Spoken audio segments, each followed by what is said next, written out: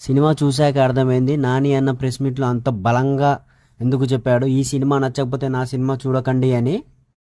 Court మూవీకి వెళ్ళడం జరిగింది. సినిమా వచ్చేసి చాలా బాగుంది.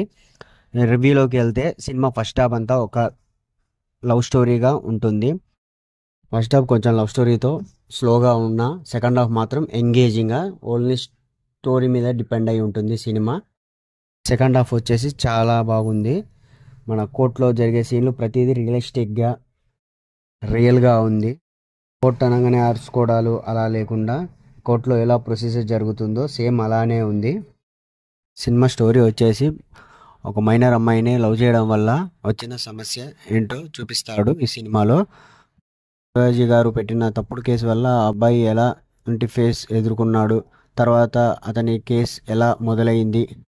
నటుల విషయానికి వస్తే హీరోగా చేసిన కుర్రోడు ప్రియదర్శి గారి, సాయి కుమార్ గారిది, శివాజీ గారిది యాక్టింగ్ మాత్రం చింపేశారు. అలాగే సినిమాలో మ్యూజిక్ కూడా చాలా బాగుంది, వినడానికి బాగుంది. కోర్టులో వచ్చే బ్యాక్గ్రౌండ్ మ్యూజిక్ కూడా బాగా ఎమోషనల్గా బాగుంది. ప్రతి ఒక్క 10th స్టూడెంట్, ఇంటర్ స్టూడెంట్, అలాగే మన ఆటో డ్రైవర్స్ అందరూ చూడాల్సిన సినిమా. సినిమా ఓన్లీ కంటెంట్ మీదే డిపెండ్ అయి ఉంటుంది కాబట్టి అందరికీ నచ్చాలి అని రూల్ లేదు. సినిమాలోకి వెళ్ళడం జరిగితే ఇక సినిమా కనెక్ట్ అయితే మాత్రం సినిమా ఎప్పుడు అయిపోయిందో కూడా అర్థం కాదు. చాలా బాగుంది. యూత్ఫుల్ ఎంటర్టైన్మెంట్ అయినా ప్రతి ఒక్క ఫ్యామిలీ కూడా చూడడానికి బాగుంటుంది.